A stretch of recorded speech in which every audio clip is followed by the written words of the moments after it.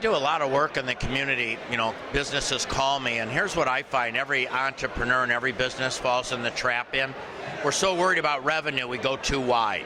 So I think Elf on the Shelf, almost everybody that talks said, narrow your scope. Narrow your scope. The next thing is, once you narrow the scope, go deep. So to be real excellent in the narrow scope. And the third thing is, it's all really not about your product, it's about creating that brand. And really, whether you're a brand at the Wahoos or you're a brand at the Bodacious Shops, but we're trying to do that in our community.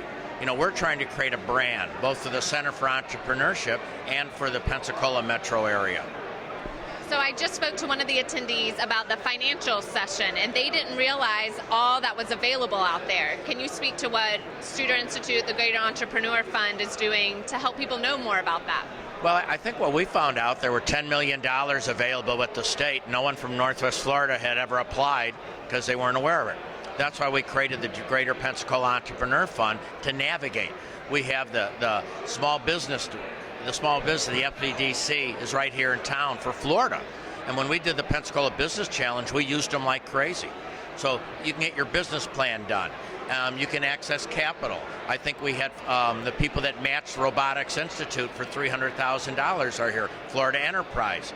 So there's money out there, but they're not going to just give it to you. You got to have a good plan. You have to have good financials. And I think what came out over and over again for entrepreneurs, and I think this was where Clark, Partington, and Hart were here, you've got to protect your intellectual property.